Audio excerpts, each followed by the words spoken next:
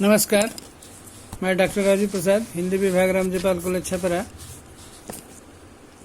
आज मैं महाकवि रहीम की लोक नीति से संबंधित जो दोहे हैं, उन दोहों में से चुनिंदा दोहों को आपके सामने प्रस्तुत कर रहा हूँ। रहीमन वहाँ न जाइए जहाँ कपट को हेत, हम तो ढारत ढेकुली सींचत अपनो खेत। रहीम कवि कहते हैं कि हमें ऐसी जगह कभी नहीं जाना चाहिए जहाँ छल कपट की भावना का प्रधान हो, उसकी प्रधानता हो, जहाँ हमसे मतलब का रिश्ता रखा जाता हो, जहाँ हमारी उपयोगिता को सिद्ध की जगह उपयोगिता को भजाने की प्रवृत्ति नजर आती हो। हम तो बड़ी मेहनत से पानी खींचते हैं ढेकुली के द्वारा। किसी भी काम में जो लगनशील आदमी होता है वह बड़ी मेहनत से, शिद्दत से, मन लगाकर काम करता है, लेकिन उसका फल दूसरे ले जाते हैं। जैसे पुराने समय में सिंचाई के लिए जो ढेकुली की व्यवस्था थी, उसमें अत्यधिक श्रम लगता था, तो जो मजदूर ढेकुली के सहारे पानी खींचता है उसका खेत सूखा रह जाता है और उस ढेकुली से निकले हुए पानी का उपयोग दूसरे कर लेते हैं। तो ऐसे लोभी, ऐसे स्वार्थी लोगों के साथ अपना संबंध, अपना निस्बत नहीं रखना चाहिए। सबको सबसो करे, सबको सबसो करे, राम जुहार सलाम। हित अनहित तब जानिए, जा दिन अटके काम। हम इस दुनिया में, इस दुनियादारी वाले माहौल में सबसे मिलते हैं, सबसे दुआ सलाम करते हैं, प्रणामापाती करते हैं। यह होना भी चाहिए, लेकिन केवल दुआ सलाम कर लेने से, प्रणामापाती कर लेने से ऐसा नहीं है कि वो आदमी हमारे दुख में काम देगा या नहीं, इसकी कोई गारंटी नहीं है। वह आदमी कैसा है यह तब समझ में आता है जब हमारे ऊपर विपत्ति पड़ती है। हमारी विपत्ति में जो खड़ा हो जाए, समझिए कि उसी ने हमारी दुआ को, हमारे सलाम को, हमारे प्रणाम को कबूल किया है। जिस दिन हम विपत्ति में पड़े, कोई काम हमारा अटक जाए, हम असफलता के गर्त में डूबते चले जाएं, ऐसी परिस्थिति में अगर कोई हमारी सहायता के लिए खड़ा होता है तो समझिए कि वही सच्चा मित्र है, वही सच्चा सहयोगी है, वही सच्चा समाज प्रेमी भी है। खीरा सिर से काटिके मलियत नून लगाए, रहीमन करुए मुखन की चाहिए यही सजाए। खीरा एक फल है जिसके सिरे पर तीतापन प्राकृतिक रूप से प्राप्त होता है। इस तीतापन, तीखेपन को समाप्त करने के लिए उसके सिरे को काटकर वहाँ नमक लगाया जाता है, रगड़ा जाता है, और उसके बाद उसका तीतापन, तीखापन समाप्त हो जाता है और वह खाने योग्य हो जाता है। ठीक उसी तरह अगर कोई बहुत कड़ुआ बोलता है, उसका स्वभाव बहुत कटु है, वह हर बात में टांग अड़ाता है, बाधा उत्पन्न करता है, तो ऐसे लोगों को भी कठोरता के साथ ही पेश आना चाहिए। जो जैसा करे उसके साथ वैसा करने पर ही उसके स्वभाव में बदलाव आ सकता है, ऐसे नहीं आता है।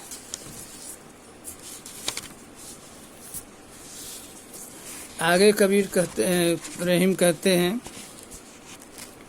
कि इस संसार में जैसे ही किसी के जीवन में कुछ उपलब्धि आती है, खास करके जो छोटे तबके के लोग हैं, जिनकी आर्थिक स्थिति पहले कमज़ोर रही होती है और अचानक से धन संपत्ति प्राप्त हो जाती है या अधिकार मिल जाता है, तो जैसे ही यह अधिकार मिलता है या धन मिलता है, उनके स्वभाव में परिवर्तन हो जाता है। जो रहीम ओछो बढ़े तो अति ही इतराए, प्यादे से फर्जी भयो टेढ़ो टेढ़ो जाए। जो छोटे हैं, जो ओछे हैं, उनको कुछ प्राप्त हो जाता है तो तुरंत उनके अंदर अहंकार आ जाता है, इतराने लगते हैं। इसका उदाहरण देते हुए वे कहते हैं कि शतरंज के खेल में सबसे छोटा मोहरा प्यादा होता है, लेकिन उसकी खूबी है कि प्रतिपक्षी खाने में वो जिस पोजीशन में, जिस अवस्था में, जिस स्थान पर पहुंच जाता है, उस मोहरे का वो शक्ति प्राप्त कर लेता है, उसका पावर प्राप्त कर लेता है। एक फर्जी मोहरा है जो अपने चारों तरफ सीधा, आड़ा, तिरछा, ऊपर नीचे, बाएं दाएं, किसी भी स्थिति में वो चल सकता है, मार कर सकता है। और यही पोजीशन, यही स्थिति प्यादे को भी मिल जाती है, लेकिन ये स्थिति आती बहुत कम है। उसी तरह से ओछे लोगों के जीवन में अगर स्थिति ऐसी आ जाती है तो वे दूसरे के ऊपर शासन करने लगते हैं, दूसरे के ऊपर अत्याचार करने लगते हैं। ऐसे लगता है जैसे यह उपलब्धि उनके लिए हमेशा के लिए है। ऐसा होना नहीं चाहिए।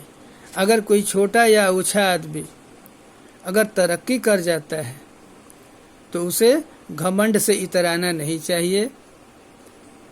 शतरंज के खेल में प्यादा जब फर्जी बन जाता है तो ऐसे ही टेढ़ी चाल चलता है, लेकिन कहीं न कहीं जाके वो मात खा जाता है। इसलिए घमंड किसी का आज तक टिका नहीं। आगे रहीम कहते हैं कि रहीमन नीचन संग बसी, लगत कलंक न काहि। दूध कलारिन हाथ लखी, सब समझे मदमाही। आपकी स्थिति, व्यक्तिगत स्थिति चाहे जितनी अच्छी क्यों नहीं हो, अगर आपकी संगति बुरी है तो एक न एक दिन आप उस संगति के हिसाब से पहचाने जाएंगे और आपकी आलोचना होगी।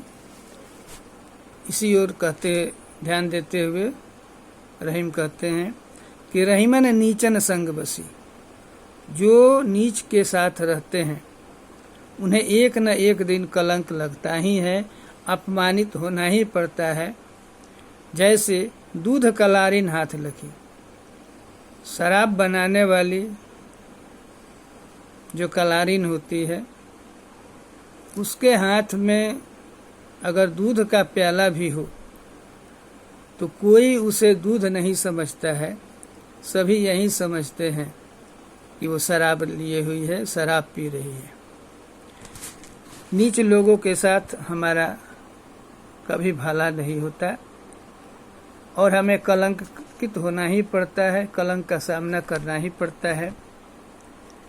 जैसे कलारिन के हाथ में दूध भी हो तो लोग यह शराब ही समझते हैं। आगे कहते हैं रहीम कि कौन बड़ाई जल्दी मिली, गंग नाम भी धीम।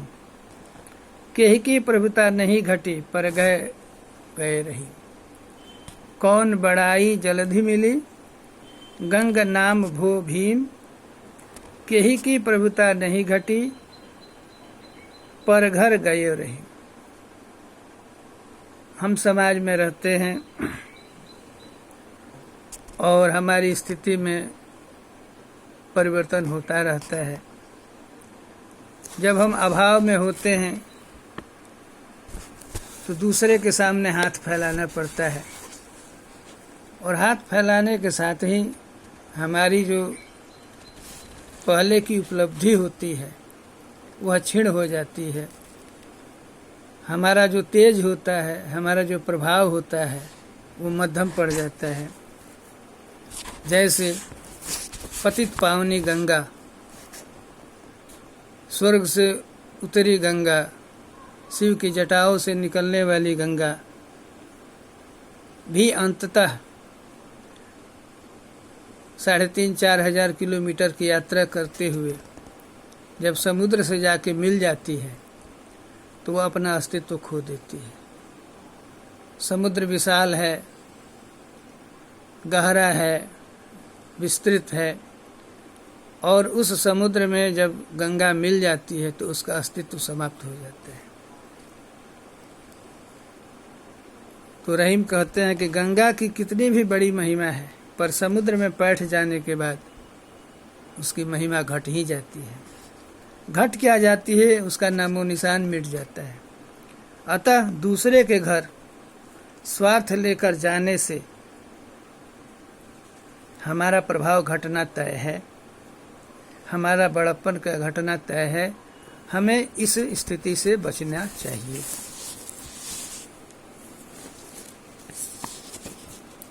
आगे कहते हैं रहीम कि जैसी जाकी बुद्धि है तैसी कहे बनाए, ताको बुरो न मानिए लेन कहाँ सूझाए। रहीम कहना चाहते हैं कि बुद्धि, चरित्र, आचरण, संस्कार ये किसी को दिए नहीं जा सकते। जिसके पास जितना है वह उसी के हिसाब से आचरण करता है। जिसका जैसा स्वभाव है, जिसकी जितनी सोच है, वह उसी के हिसाब से आचरण करता है। उसके व्यक्तित्व का निर्माण भी उसी के हिसाब से होता है। जिसकी जैसी जितनी बुद्धि होती है वह वैसा ही बन जाता है, या बना बना वैसे ही बात करता रहता है। उसकी बात का बुरा नहीं मानना चाहिए। क्यों? कि वह बुद्धि बाजार से खरीद के तो ला नहीं सकता है। ताको बुरा न मानिए लेन कहाँ सूझाए।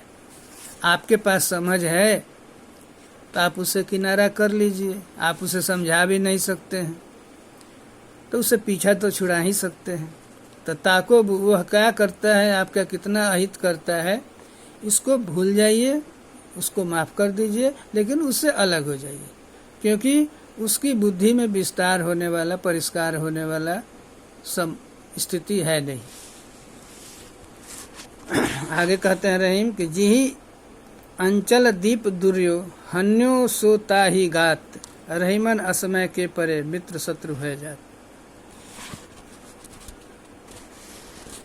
इस संसार में स्वार्थ परिस्थितियां हमें बाध्य करती हैं कि हम अपनी भूमिका में बदलाव करते रहें। कभी कभी दिया लेकर, जलता हुआ दिया लेकर हम चलते हैं, हवा तेज हो जाती है तो कपड़े से, आंचल से हम उसे ढक लेते हैं।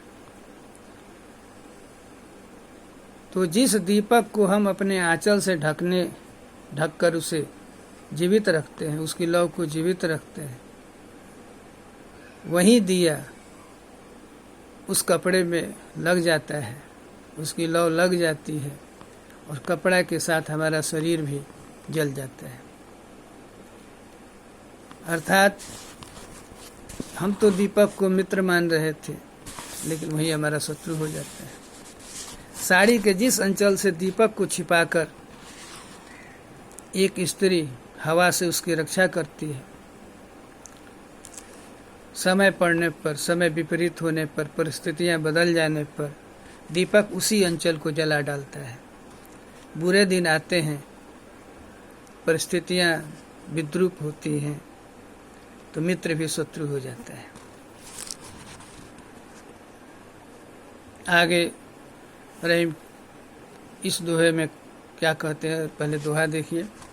रहीमन असुआ नयन ढरी, जिए दुख प्रकट करे, जाहि निकारो गेहते कसन भेद कही दे।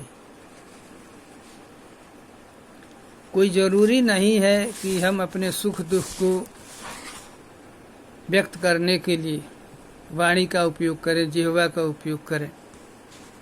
ऐसे कई और साधन हैं जिनके माध्यम से हमारे सुख दुख व्यक्त हो जाते हैं। आंसू आंखों से ढुलक कर हृदय की जो व्यथा है, पीड़ा है, जो सुख है, उसे प्रकट कर देते हैं। दुख में भी आंसू निकलते हैं और सुख में भी आंसू निकलते हैं, लेकिन दोनों ही आंसुओं की प्रकृति फिर भी भिन्न भिन्न होती है।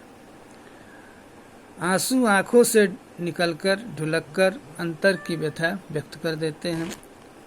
ठीक वैसे ही जैसे घर में कोई विद्रोह करे, कोई हमारी बात नहीं माने और उसे हम घर से बाहर कर देते हैं, तो वह बाहर जाकर घर की अंदरूनी हालत, विद्वेष की जो स्थिति है, पारिवारिक सदस्यों के बीच जो मतभेद की स्थिति है, उसको वो दूसरों के सामने जाकर उघट देता है। तो हम इस परिस्थिति में चाहिए क्या? इस परिस्थिति में हमें चाहिए कि उस व्यक्ति को जो विद्रोह करना चाहता है उसे समझा बुझाकर, प्रलोभन देकर किसी न किसी रूप में उसे अपने पास ही रखना चाहिए। अन्यथा अगर वो घर से बाहर निकलेगा तो घर का जो भेदी होता है वह घर को बर्बाद करने वाला ही होता है। आगे रहीम कहते हैं कि रहीमन जिहवा बाबरी, कही गई सरग पताल, आपू तो कहीं भीतर रही जूती खात कपार। मनुष्य के पास जो जीभ है वो स्वाद के लिए और विवाद के लिए अधिक जानी जाती है। संवाद में भी उसका हाथ है, लेकिन स्वाद के चक्कर में वो डालती है तो आदमी का स्वास्थ्य बिगड़ता है, और विवादित बयान देती है तो परिवार समाज सब में हमारी दुर्गति करा देती है। और यह जो जीव है वो बाबरी है, पागल है, उसके पास खुद का दिमाग है नहीं। क्या किया जाए इस पगली जीव का, जो न जाने क्या क्या उल्टी सीधी बातें करती जाती है। जब किसी का गुणगान करना होता है तो धरती और आसमान का कुलाबा मिला देती है, और जब किसी की बुराई करनी होती है तो इतनी बड़ी खाई खोद देती है जिसे फिर भरना मुश्किल हो जाता है। लेकिन यह जो बाबरी है 32 दांतों के बीच रहती है, बोलकर घायल करके, सामने वाले को प्रताड़ित करके, पीड़ित करके भीतर चली जाती है। लेकिन इसके द्वारा जो शब्द बाण छूटते हैं और उन शब्द बाणों से जो लोग प्रभावित होते हैं, जब असह्य स्थिति उत्पन्न हो जाती है तब वे जूते से, डंडे से, लात घुसे से बोलने वाले की पीठ पर प्रहार करने लगते हैं। यहाँ इनका ये कहना है कि जीभ के द्वारा जो अकांड किया जाता है उसका परिणाम, उसका कुफल जीभ को तो मिलता नहीं, पीठ को मिलता है। इसलिए हमें वाणी पर नियंत्रण हर हाल में करना चाहिए। आगे रहीम कहते हैं, रहीमन तब लगी ठहरिए दान मान सम्मान। रहीमन तब लगी ठहरिए दान मान सम्मान, घटत मान देखिए जबहि तुरत ही करिए पयान। हम किसी के भी संपर्क में हो, हमें अपने आत्मसम्मान के प्रति हमेशा सजग रहना चाहिए। आदमी की पहचान उसके आत्मसम्मान से है। जब आत्मसम्मान ही नहीं हो, प्रतिष्ठा ही नहीं बचे, तो फिर आदमी का कोई अस्तित्व नहीं, कोई महत्व नहीं, कोई अस्तित्व नहीं।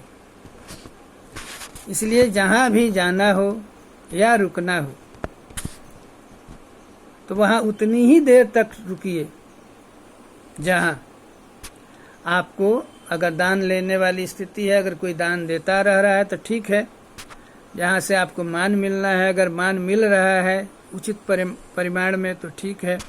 जितने सम्मान के आप अधिकारी हैं उतना सम्मान आपको लगातार मिल रहा है तो ठीक है।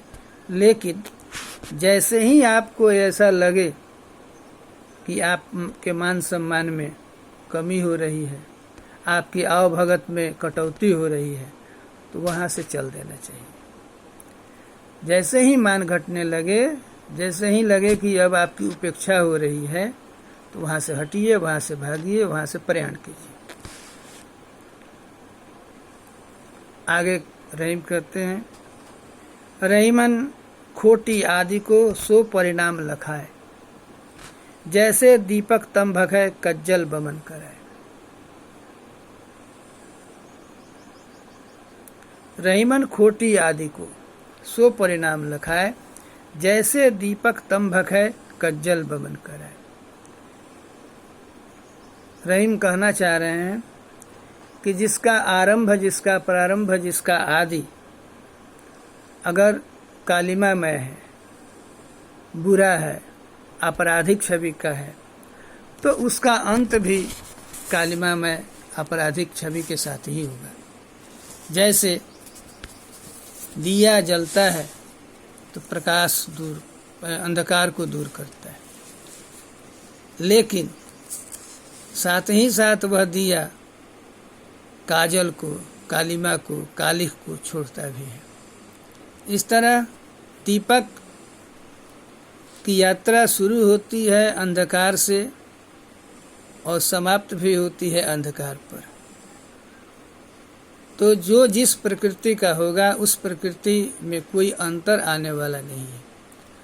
जो सज्जन होगा, अगर उसका आरंभ सज्जनता से है तो उसका अंत भी सज्जनता में ही होगा। अगर कोई आपराधिक छवि का है, दुर्जन प्रकृति का है, तो उसकी दुष्टता अंत तक कायम रहेगी।